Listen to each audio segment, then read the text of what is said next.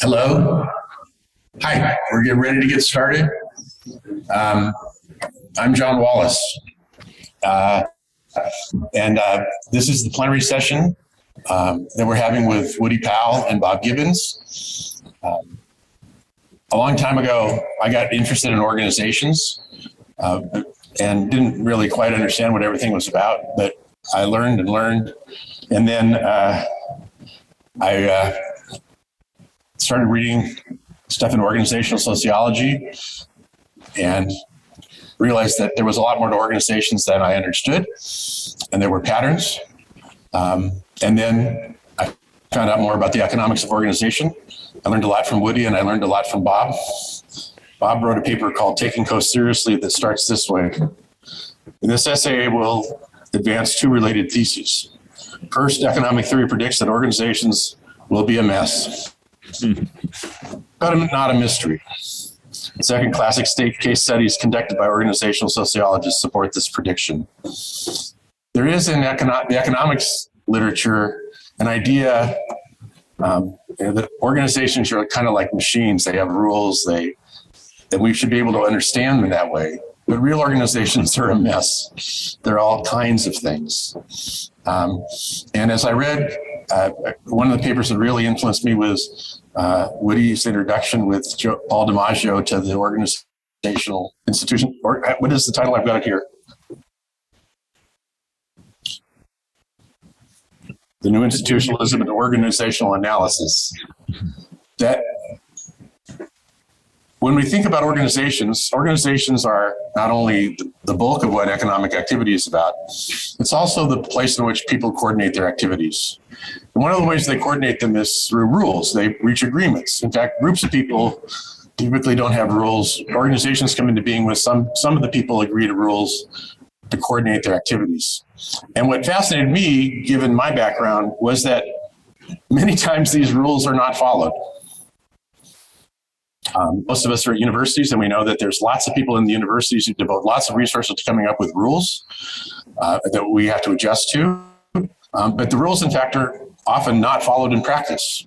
In fact, we had my university, the University of Maryland, revised its tenure policy. We had a faculty meeting about how we had to revise our tenure policy to accord with the university's rules. And one of my more cantankerous colleagues said, "Why are we doing this? We don't follow these rules anyway." And which was actually true. And so I asked Bob and Woody to address the question of why do organizations devote costly resources to creating rules that people don't follow? That's not a question that economists would naturally ask. If people are devoting costly resources to some activity, you would expect that they would follow through on that activity. But there's something about rules that we don't understand as economists with simple ideas. I'm going to talk about this tomorrow night. But one of the reasons I wanted Bob and Woody to talk today was so that we all get an appreciation for the fact that organizations devote considerable resources to rules, and yet those rules are not followed. It does not mean the rules do not matter, but it's part of the organizational dynamics that we need to understand if we're going to understand economic development and how organizations changed in the 19th and 20th century. So without further ado, I'll give you Woody Powell, who is the Jacks Family Professor of Education and by courtesy Sociology, Organizational Behavior Management Science, and Engineering and Communications at Stanford, and Bob Gibbons, who is the Sloan Distinguished Professor of Management at MIT Sloan School of Management and the professor in MIT's Economics Department. I think Woody's going to go first, and then Bob will follow him, and then we'll have time for questions. Thank you. Actually, we're the other way around. Bob is going to go first. Talking about rules, John. Let me see if I can get this done here.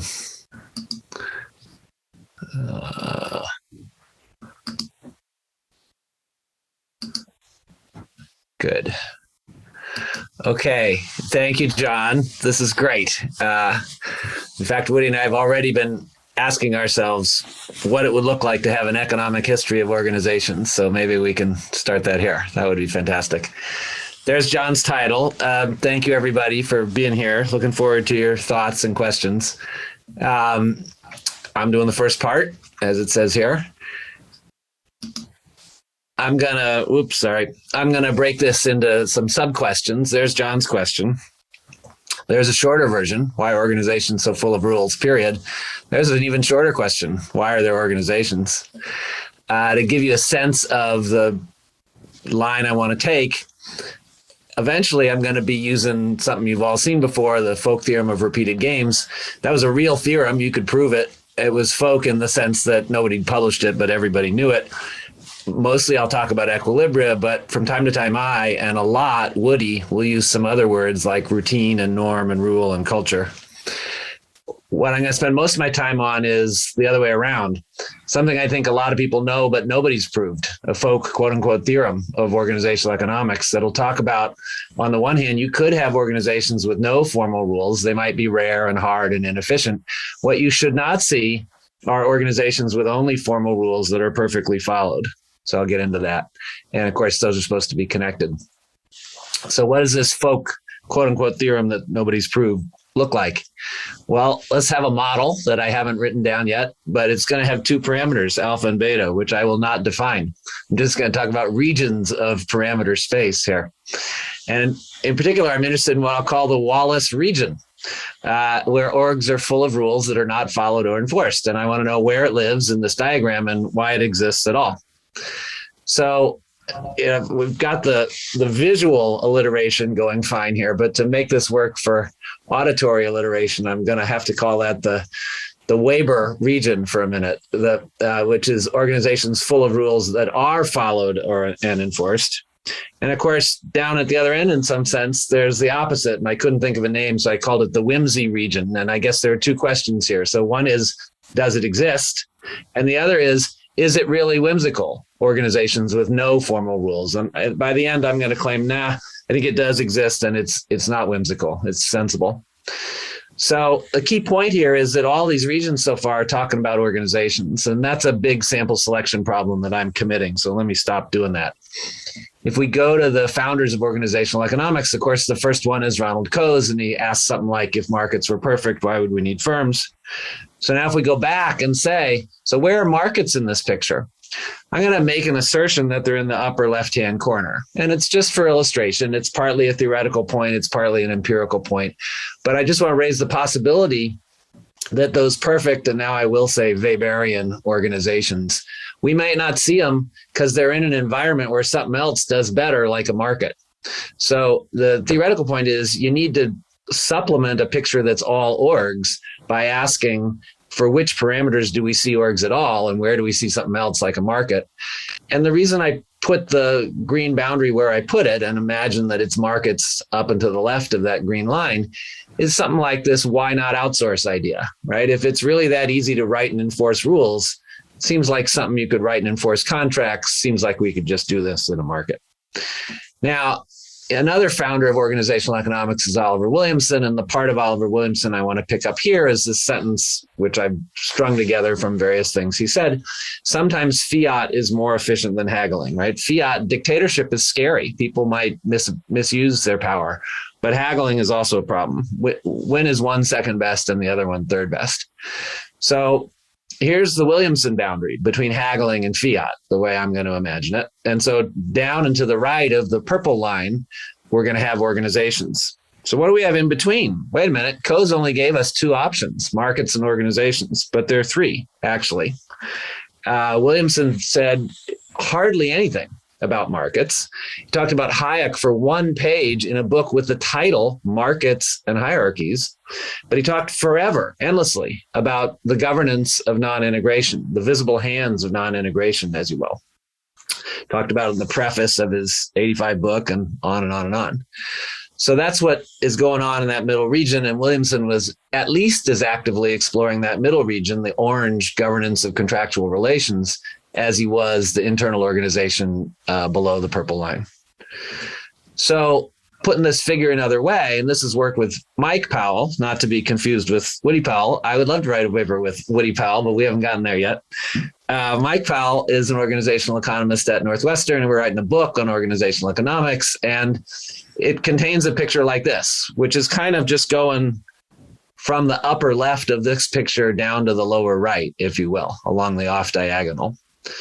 So this one plots transaction difficulty. Think about that as the difficulty of writing enforceable contracts or something. On the x-axis, it plots basically efficiency on the y-axis. And we've got stuff that's easy to price, run by invisible hands over on the far left. We're going to have integrated organizations over on the right. And the key point really is that a couple things, I guess. One is there's a middle region here. The other is we see visible hands, both a la Chandler on the far right and in the middle. That's what Williamson was talking about. The market kind of melts away, and it's just you and me as buyer and supplier haggling out our contractual relationship. Lots of visible hands, no market, two organizations, not one in the middle.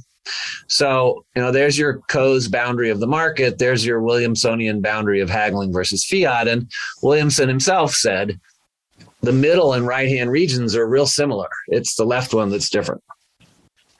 Okay, if you want more on that, you can see a papers and proceedings thing that I wrote in 2020.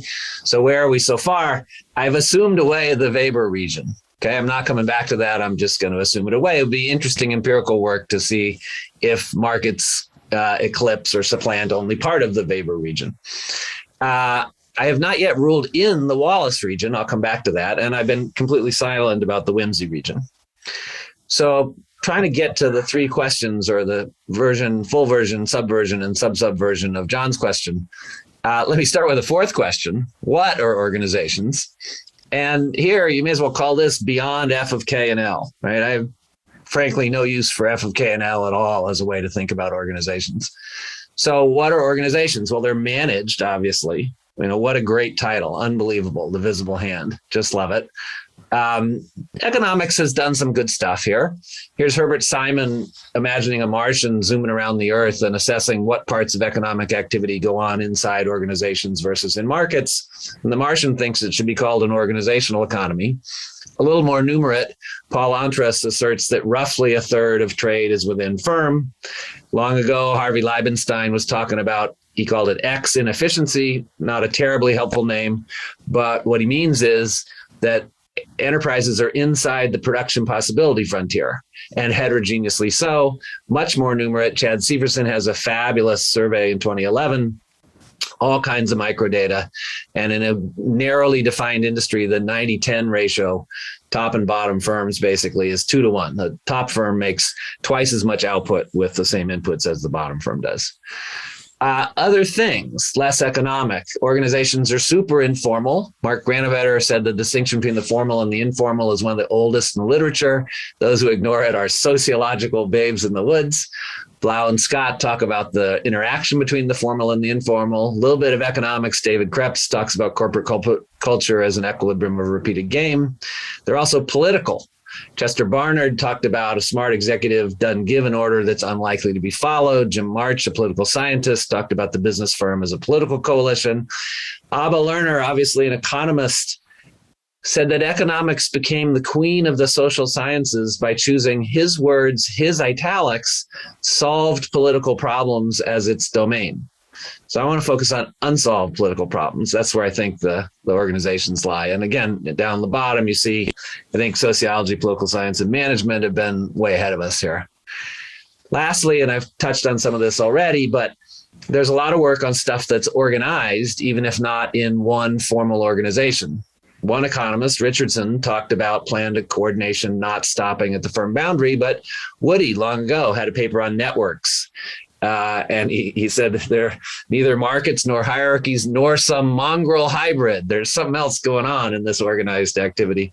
Arthur Stinchcombe talking about contracts between firms and managing them. Eleanor Ostrom talking about settings where nobody's going to get integrated, but we're trying like mad to manage the commons. Bob Ellickson, Lisa Bernstein, maybe you know that work on the shadow of the law, if you will. Okay, so what I take from all this is that what we need is a framework that helps us think about the informal and political governance of interactions, both within and between organizations with heterogeneous results. No problem.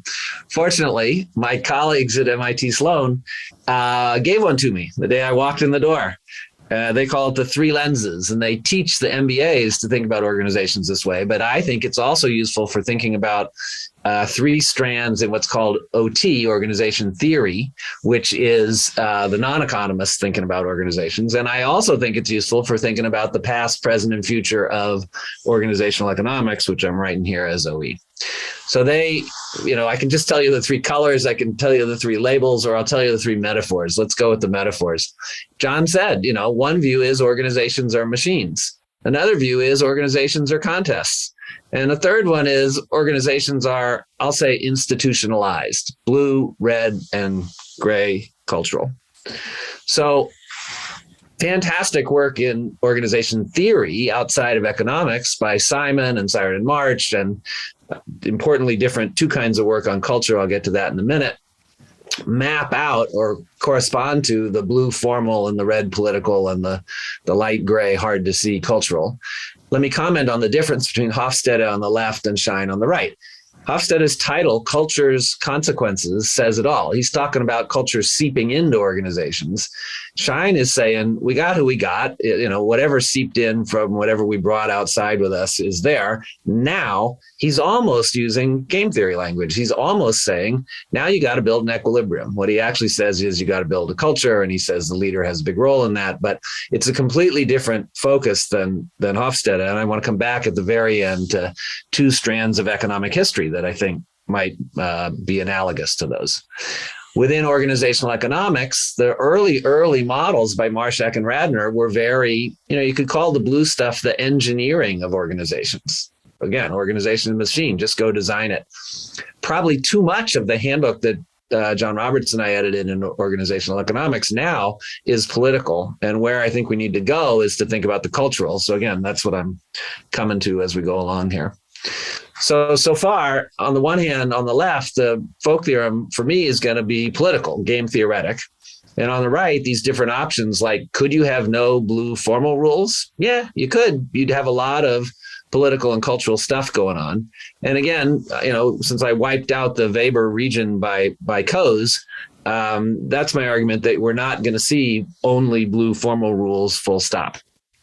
Okay, so why are there organizations? We've talked about this mostly. We talked about Coase, we talked about Williamson. Let me triple down with Holmstrom and his eventual Nobel Prize address, saying that attempts to bring the market inside the firm are generally misguided. So the point here is, we used to use this language of market imperfections. I don't think that's the right way to think about it. These are contract imperfections that people are worried about, and that's what's driving them to other governance structures. Working back up, question 2, why are organizations so full of rules? Well, why are they full of informal rules? Exactly because of that sample selection argument, that the formal contracts were inferior, the formal rules are going to be just as bad. Why do they have formal rules? Because informal alone is hard. And I could give you this beautiful picture of essentially fully informal organization, a real organization called Sun Hydraulics that later went public and has expanded overseas. That's their ostensible org chart. Right? Does that look like an org chart to you? It's got different names, multiple names, different arrows, no different lines, no arrows on the lines. And down in the bottom middle there, their CEO and founder, Bob Koski, says, maybe it's something as a useful summary, you can get the sense of the place. I could sabotage Sun's system simply by making decisions. Really? Does that sound like a founder and a CEO to you? So again, informal alone might be feasible. It might be optimal. This is the best firm in the world in hydraulic valves. Maybe somebody can tell me after what a hydraulic valve is. But it's got its downsides, that's for sure. Wouldn't want to try it for everything you wanted to do. So why do we have both, and why do they interact? Because, as Simon put it, hard problems aren't fully decomposable. That you think of it like a block diagonal matrix, and inside the blocks of that matrix, lots breaks loose, so to speak. So you're going to need both the formal and the informal. So finally, to get to John's question, in organizational equilibrium, it seems natural to think that we're going to need informal rules about when to bend or ignore the formal rules. I'm told that in the Army and the Navy, I can never remember which one. One of them, you can't do it unless the rule book says you can. The other one, you can do it unless the rule book says you can't. Those are two very different informal interpretations of potentially could have been the same rule book. This other point, I think maybe I would have gotten here on my own, but I'm pretty sure if we look at the history of the calls between me and Woody, I'm just flat out stealing this from Woody. So apologies, Professor Powell. But out of equilibrium, maybe we break formal rules. Another way that we could observe John's point that we see rules not followed and enforced, we intentionally break formal rules to build new equilibria, to build new informal rules. Think about what civil disobedience inside an organization would look like. So how do I put all those three together? I come out down with this picture that same deal as before in the upper left. We're not going to see any Weberian organizations. We're going to see formal contracts followed and enforced. In that middle Williamson region, we're going to see formal contracts informally enforced. In the Wallis region, we're going to see formal rules informally enforced. And in the Whimsy region, like Sun Hydraulics, we're going to see informal rules. So, I think that's approximately what organizational economics, if we wrote it down as a model aimed at John's question, would tell you. So where are we now? I've still assumed away the Weber region. I made some slightly stronger assertion that the Wallis region should be expected, still silent about the Whimsy region, and still silent about the Folk Theorem. So for my last little bit, let me talk about those last things. That is, I've been working over here on the right side of this figure, and I got to get to the left, which was the Folk Theorem. So it would be easy to talk a bunch about the Folk Theorem and the way it's had impact on organizational economics, because so much of organizational economics is political here. In fact, it would be easy to talk about how the Folk Theorem has had impact on the combination of formal and political. For example, different formal structures create different sets of Folk Theorem equilibria. If you and I are upstream and downstream, and in one case we're two firms and in the other case we're two divisions, different ownership structures, we have whole different sets of repeated game equilibria. But I'm going to talk about something else, which is not so much that these relational contracts or repeated game equilibria exist. Here are 4 definitions for you. Promise you can believe in at the top, and equilibrium of a repeated game down below. What I want to talk about is this. I want to talk about how hard it is to build a good equilibrium. And that's something that I know no game theory on. And I'm going to, in the very end, ask whether there might ever be an economic history account of this. So here's Eleanor Ostrom talking about 40 families living around a lake and overfishing it, far away from courts and contracts. They need a new equilibrium. In the upper right, here's my colleague Kat Turco talking about a social media firm where she did her ethnography. They have a very active internal wiki, all kinds of discussion and advocacy on the internal wiki, leading to the question, are we an entirely flat organization? Have the founders delegated not only voice, encouraged us to talk, but also decision-making? And the founders go, nah, we're still the bosses. We're going to make the decisions. Please keep talking. But of course, then people go, well, wait a minute. If you're making the decisions, how do we know you're listening? Why is it useful for us to be putting our time into writing on the wiki when you're just going to make the call? So put differently, how do the bosses prove they're listening? What does the new equilibrium look like? Finally, the book on the bottom left is by Shona Brown and Kathy Eisenhart. It isn't a book that talks about what I want to talk about, but it's a nice book by Shona Brown. Shona Brown went on to be the senior vice president of Google when they were going from small to much bigger, but not nearly as big as they are now. And her summary of that experience is, we were trying to build a new equilibrium. It was fragile. We had to reinforce it every day. So I know no game theory or organizational economics on either of those two key words, fragile or reinforce. So if you want to see a little bit on this, you can see something I wrote about deals that start when you sign them in honor of Oliver Williamson. I'll put the slides up in a minute, but let me end with this kind of consideration. I think those two notions of culture, Hofstede, culture seeping in, and Schein, building a new equilibrium among the people we've got, already exist if I understand a little bit of economic history. On the left, I think there's lots of stuff on consequences today of historical events or conditions long ago, right? And consequences even, for example, about individuals' preferences or values or decision-making or something like that. There's also work on the right. And here, naturally, I guess, an organizational economist might think of Abner Greif, so I did. here, what I would characterize that work as doing is focusing on an equilibrium long ago, right? An equilibrium among contemporaries long ago. And sure, their history might matter in shaping their equilibrium. But what I really would love to see economic history on is, how does any set of parties build an equilibrium? How did they get there in the first place? So we're done. This is the third summary. We got the Wallis region on the left as kind of a high level, loosely informed theoretical empirical speculation. And the other stuff we've been talking about is sort of where I would go if I were actually trying to build a model. What would the micro foundation look like? I'll put the slides up. There are some references. Thank you very much. Looking forward to Woody's talk and everything else.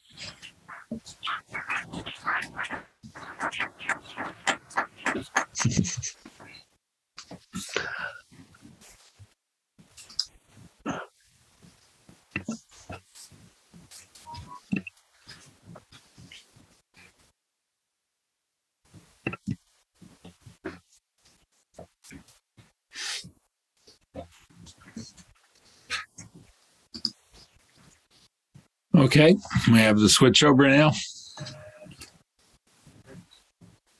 Everybody hear me okay? Somebody put a thumb up. All right, great. Okay.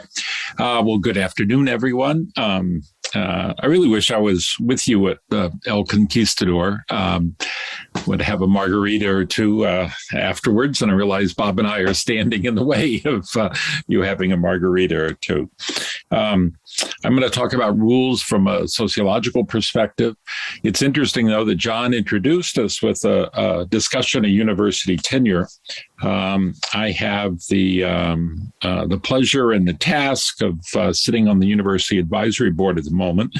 It's the final step in the promotion and hiring process. We make the last call on these decisions.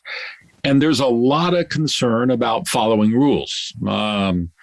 And it's not following rules, though, in the sense that one might think everyone has to be equal. It is rather about calibration and what are the standards that apply across different units of the university, and learning to see if the internal units, whether in medicine or computer science or economics or sociology, are consistent with themselves. And so I've learned a lot about rules in this process, and I've learned a lot about what are the proper kinds of questions you can raise to object to a case. All right, so when we think about rules, John asks us, why are they not followed either within or by organizations? And why are they selectively enforced?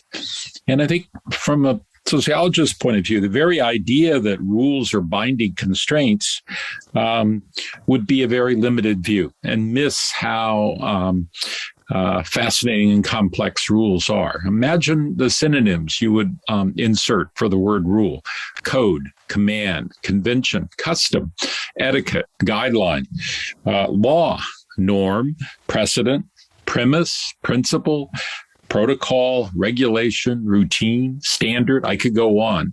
We could then sort those into whether they're more legal and binding or whether they're soft and informal. And then we could go a step further to think about, are the rules made by external organizations, or are they made by an organization themselves, and then sort that into rule making versus rule following. So the very thought of what is a rule generates enormous controversy and question about rules at what level and made by whom. And we know, this is part of the way John introduced it, that rules often seem arbitrary and they're poorly adaptive. And I think there are 4 reasons for this. Surely there are more, but there are 4 I could come up with. My mentor was Charles Perrault. He always emphasized that people do not live just for organizations. They track in the mud from their lives into the workplace. And many people have interests that are independent of and sometimes counter to the organizations they work for. And so they don't pay much attention to rules if they're contrary contrary to the goals of their own personal lives. Rules also were designed for fairly stable, routine tasks. Long ago, in a great ethnography, Alvin Goulner studied a gypsum mine, and he talked about the dramatic difference between practices above ground and below ground. And work in the mines was dangerous and unpredictable, and rules got tossed out as soon as the miners went down. Rules also do not do a very good job of keeping up with rapid changes in the environment. And rules finally reflect power. Who gets to make the rules? Cui bono is a fundamental question. And Bob mentioned the Blau and Scott book written many decades ago. One of the key things that they talked about was, how do we understand who gets to make rules within organizations? But it's interesting, not many people notice good rules. In some sense, Bob consigned Weber to the upper left-hand part of his diagram. But Weber would argue that rules emerged out of a very long struggle to protect people from arbitrary and capricious authority. And rules protect those who are subject to them. And rules are often an attempt to create a universal value. The demand for equal treatment under law is an extraordinarily ambitious goal, and it's aimed at leveling social differences. Weber had the standard for impassioned bureaucrats. They were supposed to act without anger or passion, or depending on how you want to translate that in Latin, it may be fondness. Wallis and Weingast talked about the extraordinary importance of impartial government and economic development. So in an important sense, we also have to think about rules as outcomes we wish to achieve. Rules also are aspirational. My favorite line of work in organization theory is, of course, the high water mark of the Carnegie School. I think of three books, Herb Simon's Administrative Man, March and Simon's Organizations, Cyrus and March, Behavioral Theory of the Firm. Those books are essentially different takes on how organizations might be governed. And it began with Simon's work on premises, which were, for him, cognitive guidelines, deep understandings that would shape decision-making.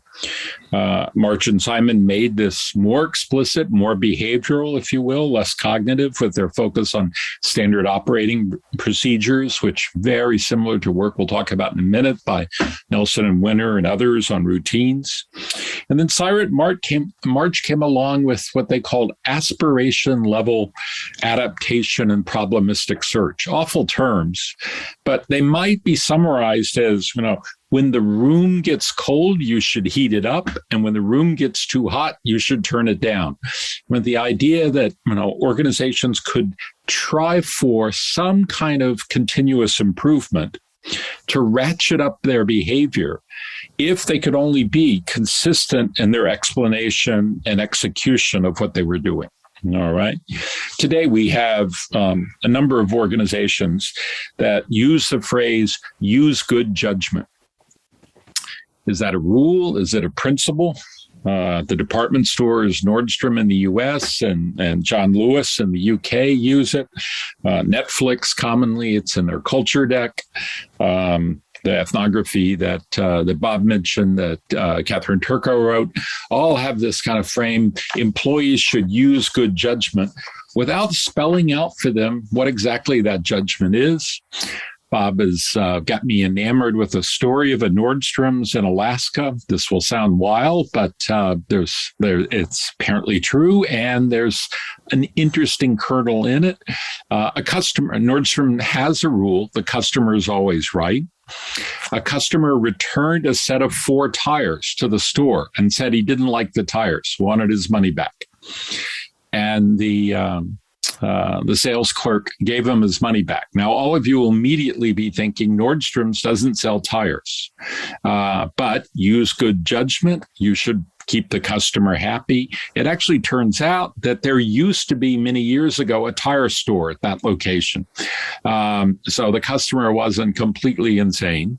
But the idea that principle, reflected an aspiration of the organization that the customer is always right, raises this question of when do rules, standards for employee behavior become a kind of ratcheting up process. It's also the case that rules can be levers for innovation. Bob and I have the pleasure of teaching the Summer Institute at the Center for Advanced Study together. And we've gotten to know a number of young scholars who talk about the way rules get repurposed in unexpected ways. Celine Reynolds is at Cornell. She has an amazing dissertation and forthcoming book on how legal activists use Title IX. Title IX was designed for equity between men and women's sports, but they used it to attack sexual harassment within universities and pay equity. And a policy originally designed for the athletic field came to reshape the employment process at almost every U.S. university. Chris Ray, who's at Ohio State, points to a similar move in land use rights, where decisions about land use that were primarily for property owners got transposed into the environmental realm in order to ratchet up environmental standards. So in both cases, rules on the books served as opportunities for innovation in ways that their original authors would not have fathomed and probably not have, maybe not have agreed with.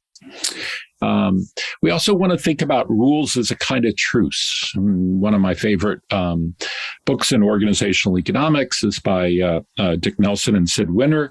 And there's a chapter, I think it's chapter 5, that talks about organizational routines are the result of political contests inside organizations.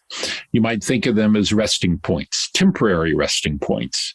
They carry weight, however, because to reassess them, to re-examine them would open up an entirely, new can of worms, and contestation would begin again. So what rules do is try to stabilize the present and make it more settled. And if you take rules apart, all the invisible threads that bind together people and organizations start unraveling. The bargains, the agreements, the side payments, they all will tumble out and become the basis for contestation. And this is one reason why voting rules are the kinds of things that create enormous fights, whether in faculties, does somebody with a joint appointment get a vote? Do they get half a vote? Well, are people entitled to multiple votes?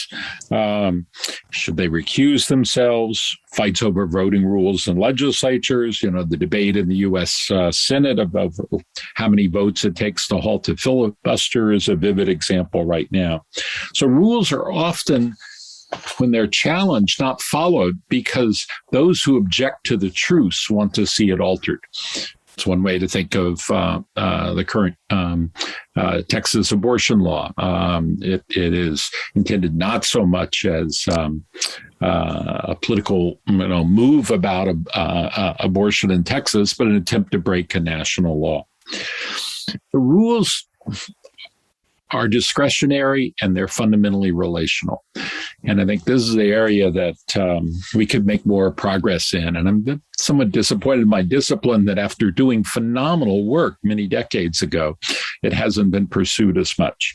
So the question of when do you break a rule, or when do you make an exception to a rule, or when, does that exception prove a rule, is a ripe area for empirical work. There were these incredible ethnographies in the 50s. I mentioned Gouldner on the difference between above and below ground. Melville Dalton has an incredible book that could never, the methods would never get through IRB today because he broke many rules. He applied for jobs in various Midwestern manufacturing companies, got a job as an executive, used the previous jobs to get new jobs, and he did his ethnography. And what he showed in vivid ways is the conflict between white-collar, upwardly mobile, Protestant young managers who generated rules and the largely Catholic, blue-collar, older workers who seldom followed them. And Peter Blau, similar study of white-collar professionals who were told they could not consult with one another. And yet throughout his field work, they spent all their time at the water cooler trying to help one another. And what Blau recognized very much at that moment was that sharing of professional knowledge, breaking rules, was a status game. I'll return to that point in a minute. So we might think of rules as inducements or bargaining chips. And sometimes, their selective enforcement is just, an office tyrant, a petty tyrant. But in other times, it's an act of forbearance. And this is the important thing, that discretion becomes a two-way street. So if you bend a rule or make an exception for someone, it's deeply relational. It binds two people together in an informal agreement. And these informal agreements may be really productive for organizations. Often they'll elicit output well beyond the formal job standards. And so you might think that shared understanding behind an exception is actually much more important than the rule. In a study of rulemaking at Stanford, Jim March and several colleagues studied the first 100 years of the university to see how rules had evolved. And it's one of the few studies, we'll talk at the end about areas for research. We see very little work on the evolution of rules. This is an exception. They summarize that 100 years by saying there seems to be a rule at Stanford. You call it an expectation. It's don't ask for permission to do something. Ask for forgiveness if you get in trouble. And they observed that rules were seldom enforced for very good students and seldom enforced for highly productive faculty. But if you screwed up as a student or you were unimpressive as a faculty, suddenly rules came out of the wazoo. They came out of the woodwork, and they were used all the time. They also showed that new rules were highly susceptible to change. But as rules aged, they took on weight because people learned how to use them and subvert them. And the growth of rules is very much tied to growth spurts in the university and in the legalization of higher education. It's important to also say that, ignoring rules can have deadly consequences. Two of the best organizational ethnographies are by Diane Vaughn at Columbia. She has an amazing one on the Challenger launch decision and a brand new book on air traffic control. And she shows how small, incremental, daily deviations from organizational rules collapses into poor judgment. At NASA, a combination of political pressure and production pressure, along with, kind of standard inertia in organization, led to small acts of deviance becoming taken for granted. And the leaders of NASA over time normalized that deviance to the point that rule bending became acceptable, even when they were shown evidence that something was wrong and they should not launch. Rules also reflect external standards, and it's important to understand the ways in which parties outside of organizations attempt to codify knowledge, to coordinate activities across organizations. Niels Brunson in Stockholm is one of the leaders in this work. He highlights the meta-organizations whose job it is to create standards and use those to coordinate the behavior of organizations, whether it's ISO 9000 for manufacturing points, whether it's labor standards, fair trade, quality and safety. If you go to your grocery store, there's stamps saying this is organic produce. Does that mean the same thing across? We don't know, but they are efforts to harmonize and offer assurances to consumers. The spread of these normative statements, particularly in political instruments, such as declarations and resolutions written by international organizations, signals that compliance is encouraged. They're soft laws. They're quasi-legal, but the people who write them, aspire for them to harden. There's a wonderful piece in the Times this week on the Janet Yellen's work at creating the global corporate tax at 15%. She spent an enormous amount of time talking to the Irish minister over getting the language, like how do you get from Ireland's 12.5% to 15%?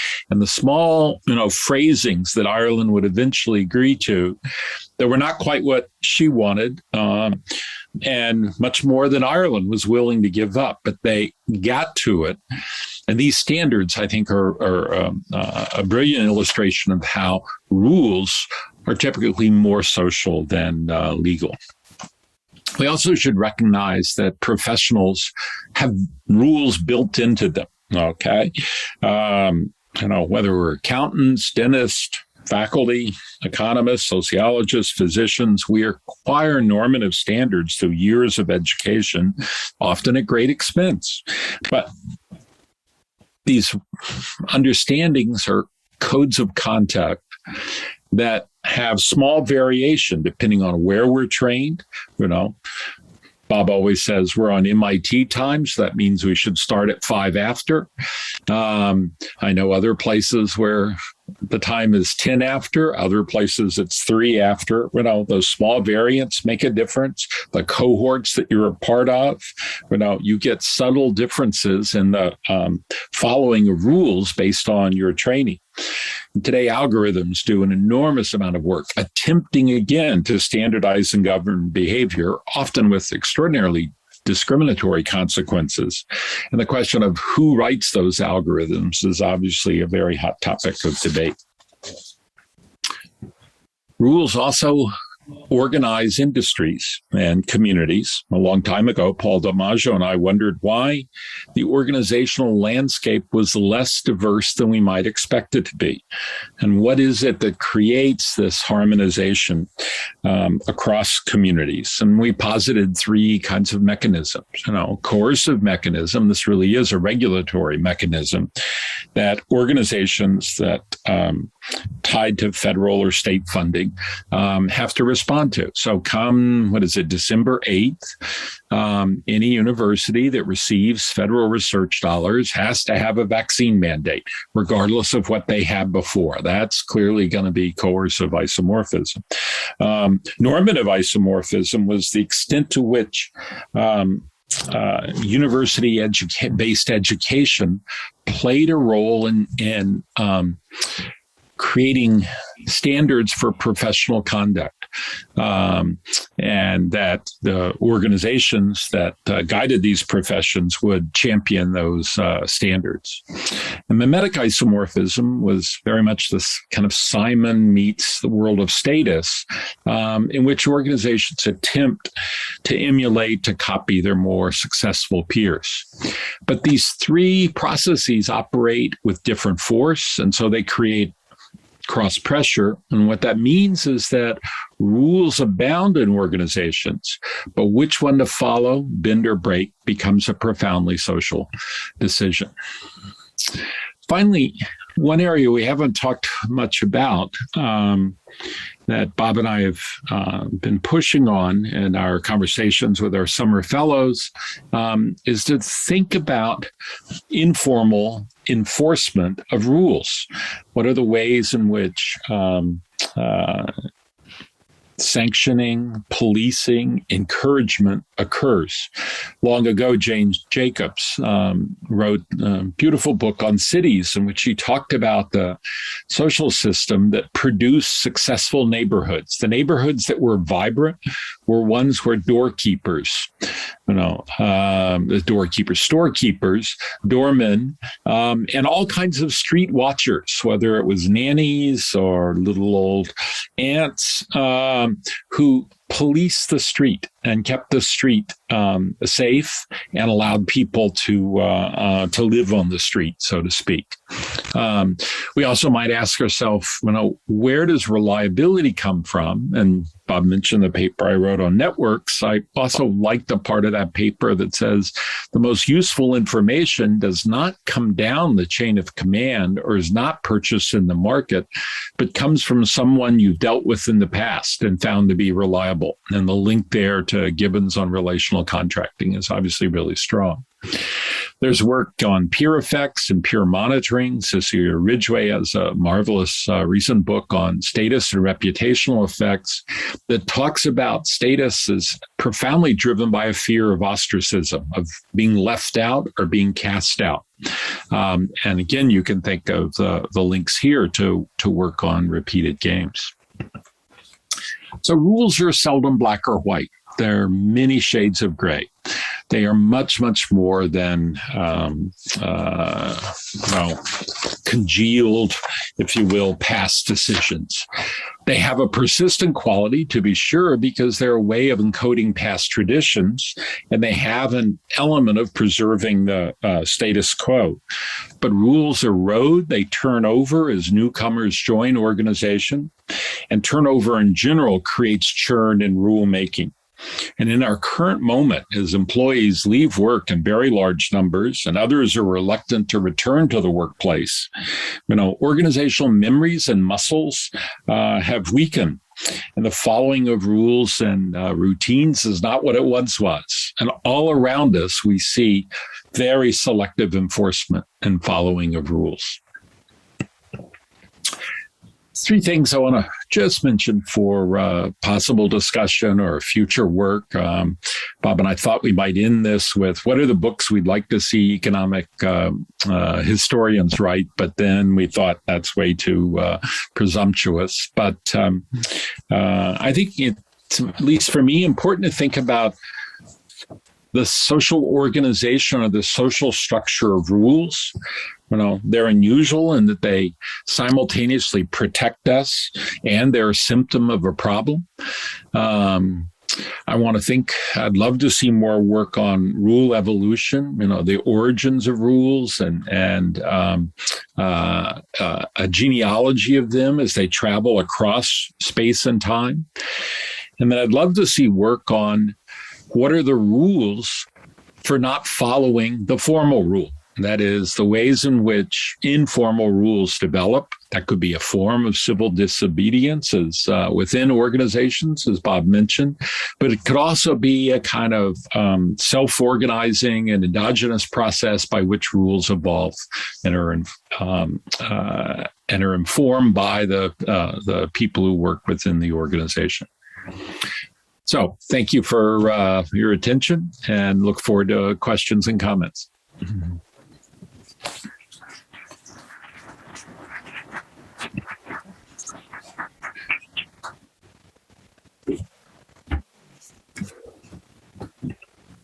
That was great. Thank you very much. One of the things that I wanted everyone to see, and both Bob and Woody talked about this, is the poverty of understanding institutions as rules that are followed.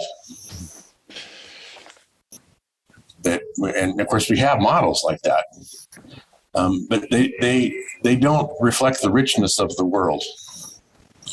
And the word that came up in very many different dimensions of this was relationships. And as Woody just said about Bob's work about relational contracting,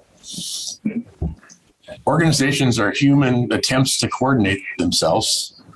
But what matters is the value of the relationships that those organizations engender. And so in a certain way, if we want to think about what rules work and how they work, we want to think about the rules that increase the value of relationships, right?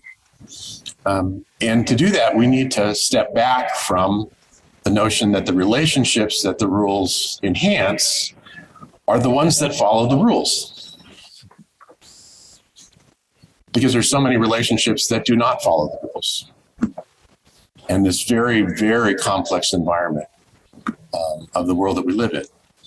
And what I will talk a little bit about tomorrow night in my talk is this, and I actually, Woody was part of a conference that Naomi Lamro and I had on organizations in civil society and the roots of development, is that there are moments in time when the ability to organize had dramatically changed. The Industrial Revolution is perhaps not the word for that, but the outcome of the middle of the 19th century was a stupendous increase in the number and complexity of organizations, but then also changes in the way the rules worked.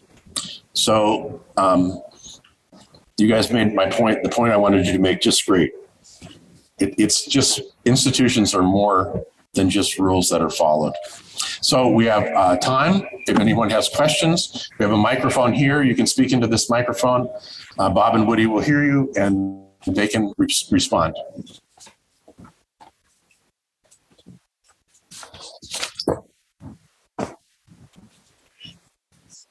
Pardon? Oh, the Zoom chat. Oh, we have a question in the chat.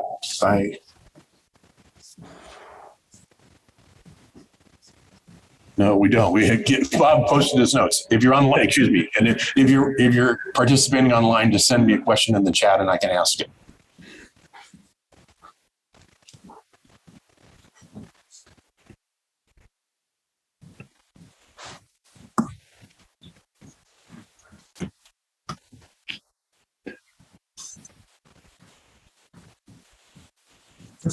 You can hear okay?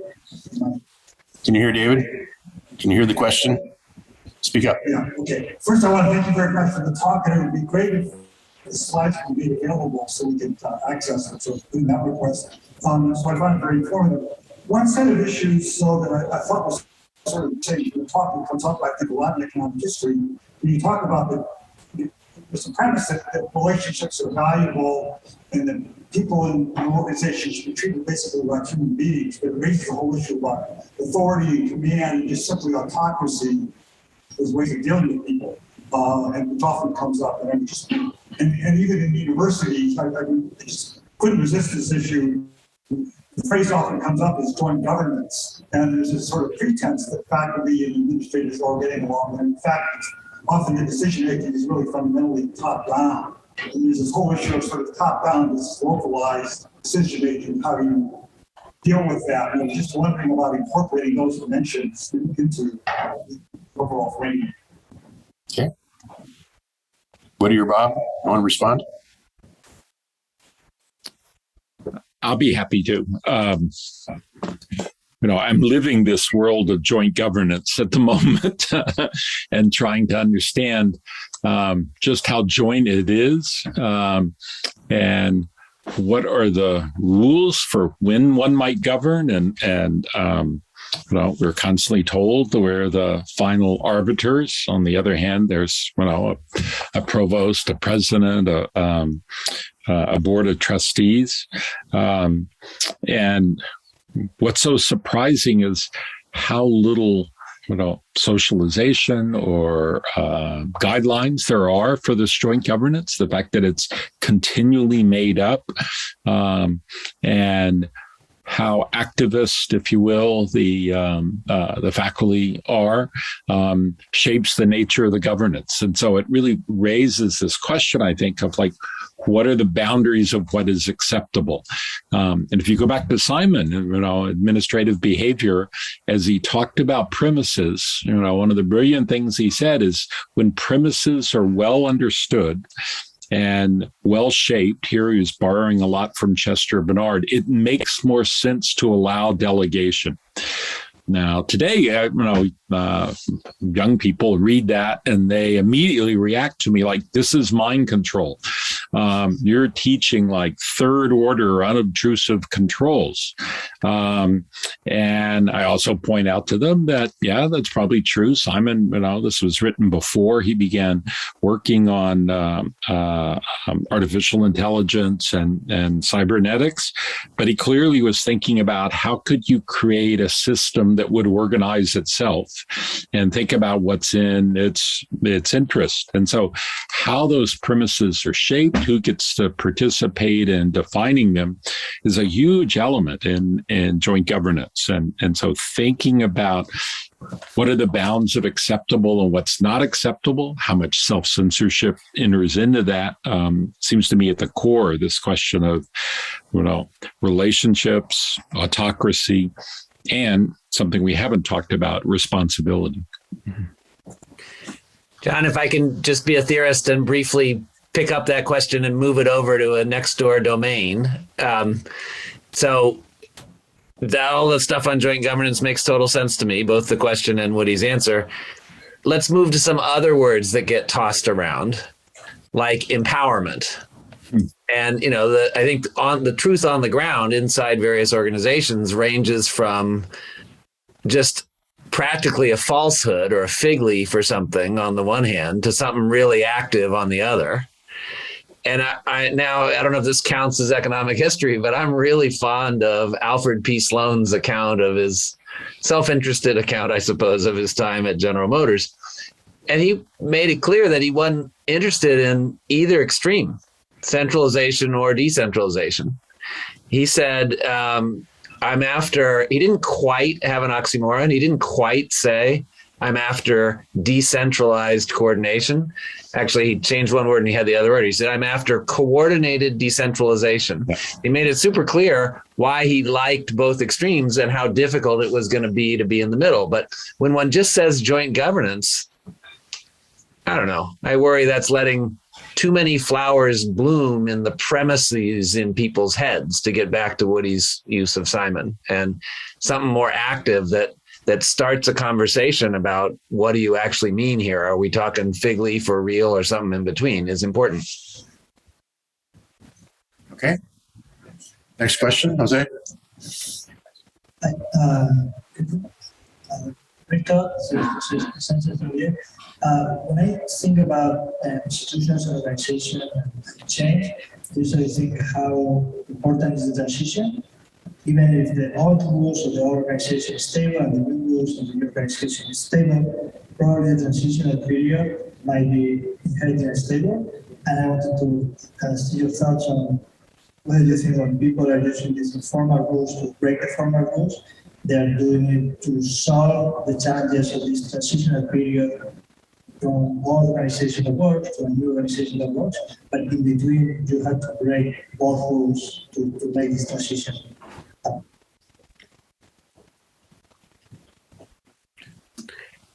John, I'm having a little bit of that mic problem again. Could you possibly restate part of the question?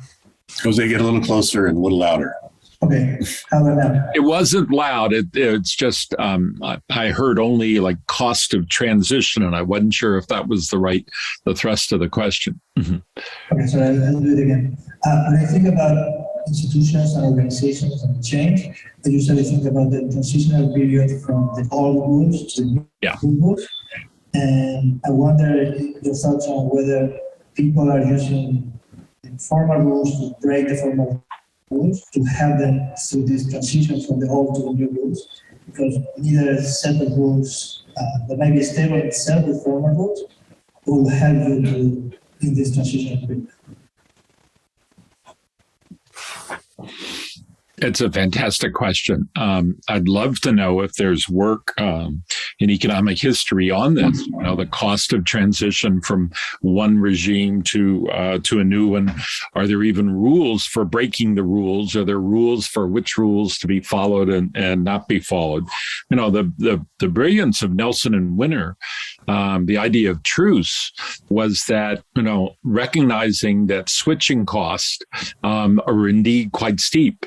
And they're steep because they provoke all kinds of new political rivalries that weren't there before. So how you sunset one set of rules and begin another, we have very few good case studies of that. The ethnography that Bob mentioned by Catherine Turco borrows an idea about the difference between voice rights and decision rights. And by having voice rights, that is, people can opine, they can express their opinions, what have you, but somebody is eventually going to make the decision. Seems an interesting way to tackle at this, because even the people with divergent points of view don't like the lengthy period of uncertainty, and they like resolution of that. So, John, a process thing. We're here looking at the chat, and you have Martha only with a question, but let me just also chime in a little bit. One advantage of being a theorist is I can write down a model, or I can steal somebody else's model that starts it with a given set of initial conditions and is definitely going to reach a steady state. And the question is, what happens in the hubbub in the middle, such that which steady state it reaches finally gets determined. And, that history on that, as close as you could get to that, would be super interesting. Sort of, here's all the evidence at times 1, 2, 3, and 4, where this thing could have gone left. And then somehow it went right, and we're, deep into that. And even better, I don't know, sort of difference in difference cases where the two of them together are parallel in case A and case B for times 1, 2, 3, and 4, and then off you go. So I think the uncontrollability of that transition window is super interesting. Great. Simone, come on up. How about Martha? Marty, can you speak? I think so. I was taught how to speak years ago. Yeah, I think so. I guess that was not exactly what I meant to say. I know the answer to that question. But go ahead and speak. Thank you. Okay. So I have a two-part question, and you can take one or the other or both parts. Earlier today, Warren Whatley talked about the tension between the rule of law and race law. And by race law, included both legal and extra-legal efforts, such as lynching, to constrain and impact the behavior of Black people in America. Separately, unrelated, in her work, Bell Hooks talks about the hidden curriculum. And by that, she means the ways in which there are informal, unwritten rules in the academy, even as simple as what office hours are about, that are known by one class of students and not known by others, particularly first-gen students. And so I'm interested in how issues of race or class enter into the kinds of issues that you both were talking about tonight. Great question. And they run all through it because, one of the things that organizational sociologists point out is how much, whether we want to call them rules or norms or principles, how much they build in features of inequity in the larger society. And that's this fundamental question, like who gets to write the rules? But who gets, what we spend less time on is who gets to understand rules, okay? And how that understanding is shaped. I have a colleague here, some great example, I think, Jonathan Rosa, a young anthropologist, who studied the career process for principals to become superintendents in Chicago schools. And one of the things that he discovered is as Latinx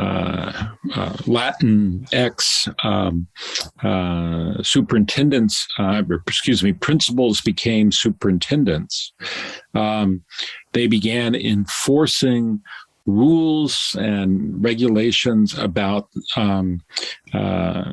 language in classrooms, and the language that could be spoken. And the great irony that he found was that if white Anglo kids tried to speak Spanish in class, they would be rewarded for it, however flawed their Spanish was. If Hispanic kids spoke Spanish and spoke it street language and spoke it poorly, they were penalized for it. And yet the quality of their language was much higher. So professional socialization into, what you want to call the hidden curriculum is super powerful. And so, understanding how rules encode inequality, it strikes me as a really powerful area for research. Yeah, just briefly. For me, I'm sure all this stuff is going to translate back inside organizations and back to rules, but let me just talk in terms of equilibria for a second, betraying my background, I guess. So getting to an equilibrium, as I tried to say, is hard. And sure, you can have the reaction that Woody says students have to Simon talking about premises, but it's easier for you and me to get to an equilibrium if, whether we know it or not, we're starting from similar premises. So I have a little essay with the knowledge management guru Larry Pruzak called Knowledge, Stories, and Culture in Organizations. It may as well be called Knowledge and Stories in Building Equilibria. And we were talking about that in my EMBA class this week, 40-year-olds who don't leave their jobs. It was a trivial little game.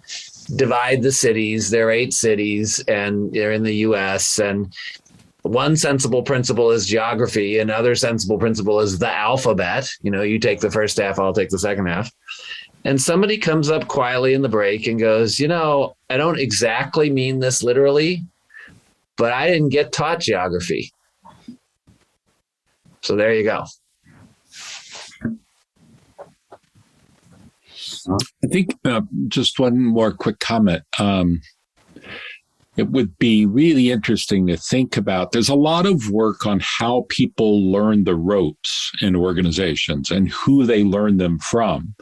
And most of that is about, learning the formal rules, learning how to play the game. There's much less written on how to understand the unwritten rules. And there it involves sort of code and also, sort of secret knowledge. And then you have to ask, how much is that code and secret knowledge, encrusted with the past? How much of it is alive and vibrant? That's a really interesting part. And I think we're at a moment where, particularly with the difficulties organizations are having getting people to return to work, that you're going to see a lot of those unwritten rules, made much more, much less opaque, let us say. I really enjoyed your talk, and one aspect of it was that it was so, what you're doing is so interdisciplinary. So you're taking people from ideas from political science, sociology, management, economics, etc. That's a wonderful quality that I think most people in this room are very open to.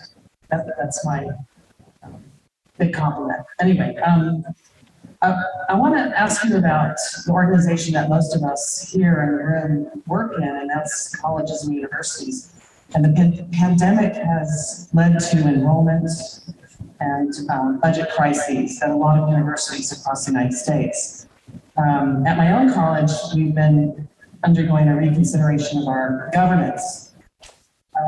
Do you have a theory of optimal university governance, the way we should operate, or could you write a paper on that?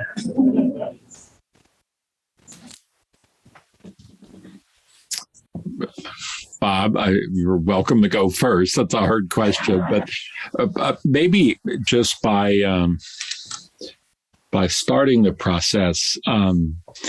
Over the past couple of years, Bob and I have had back and forth on what does governance look like at your university? Do faculty have a say in governance? And he asked me and I asked him, and we give examples back and forth.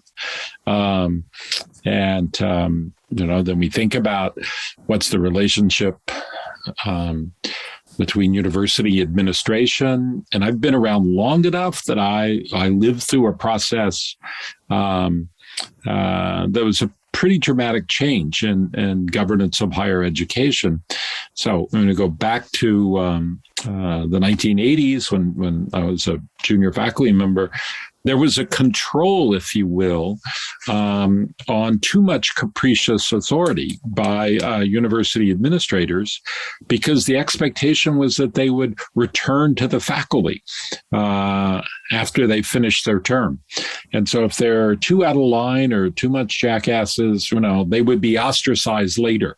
Now, maybe it's because many of them were. They suddenly started moving on to other things. But I was at Yale at the time, and Bart Giamatti went on to be commissioner of, I guess it was the American League, and then commissioner of baseball.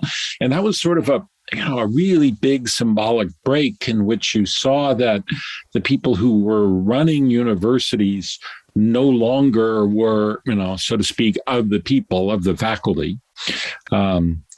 I remember the first time I came to, the University of Arizona. It was in 1988, new tenured faculty member. I went to get a parking permit, and it was January, so it was the beginning of winter quarter. I went to the desk and said, I'd like a parking permit. And the woman said, there aren't any. And I said, what do you mean there aren't any? She said, they've all been sold this year. You'll have to wait till next September. And I said, you got to be kidding me, and here I betrayed my Ivy League bias from my previous job. I said, who's going to teach? And she looked at me and said, Professor, who's going to take your class?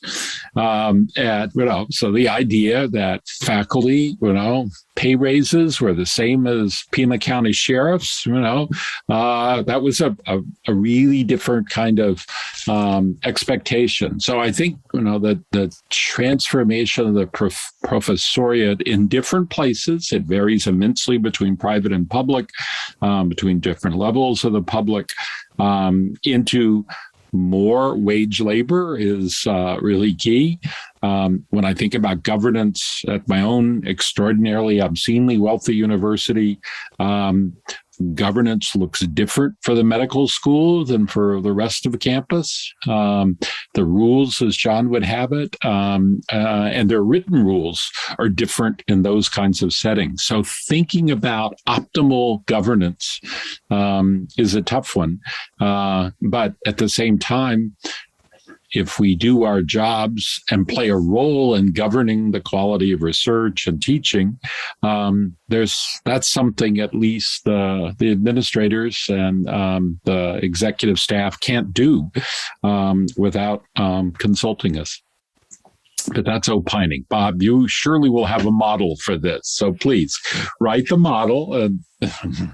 Yeah, I will indeed hide, as usual with the leisure of the theory class here. I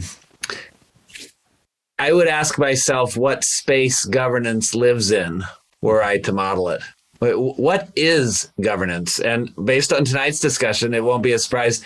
I'm going to suggest that it's an equilibrium, right? So I don't think, sure, it has formal aspects, blah, blah, blah, blah, blah. But in asking about, can we give a suggestion about what optimal governance would look like? My brain goes sideways until I locate the idea of governance in some set of dimensions. And for me, the informal and the relational and the equilibrium part is part of what we're trying to get done, and maybe the crucial part. And thinking that this is about a couple of laws on the formal side is going to be a problem, I think.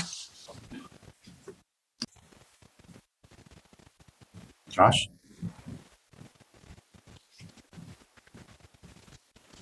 Here comes the dean. No, I'm not. And I don't want to be one.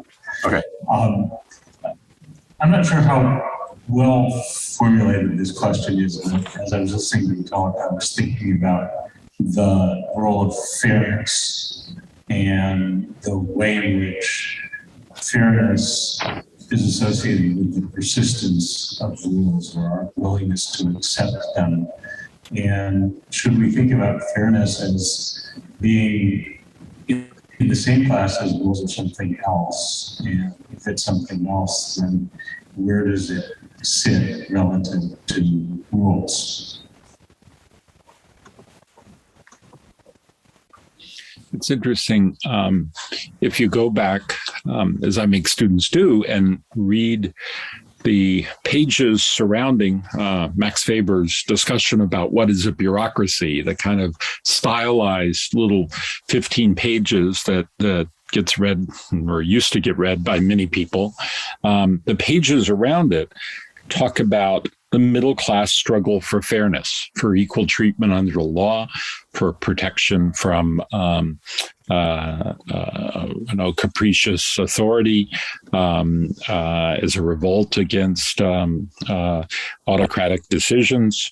And so fairness was at the profoundly at the basis of the creation of political administration, and the idea that the laws would be impartial seems fundamentally a part of it.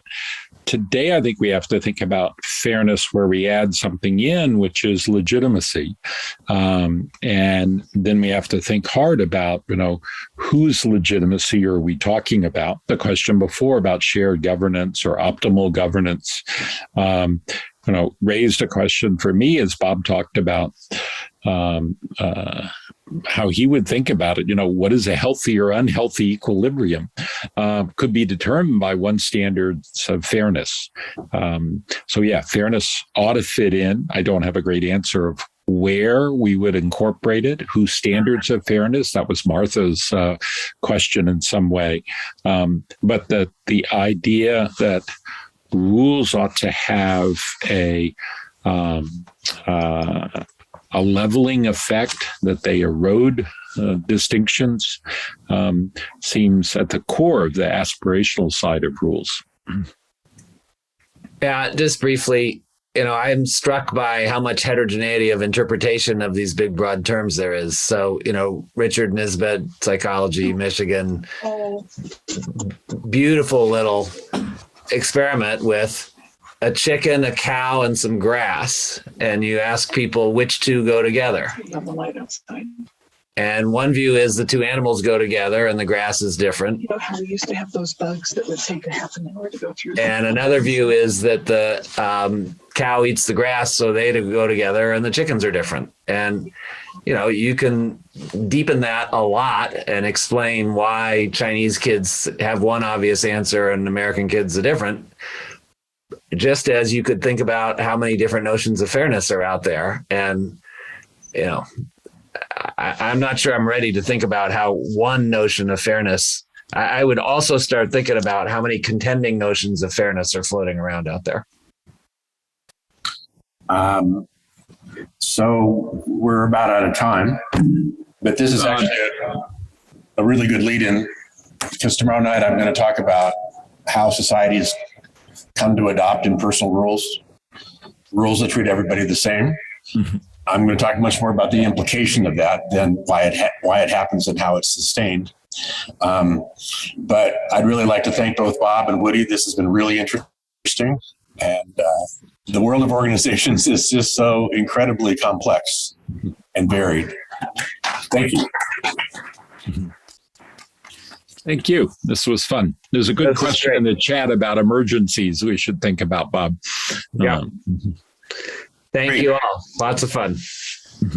I can't wait. My battery died. Somebody have a margarita for me. Thanks, John.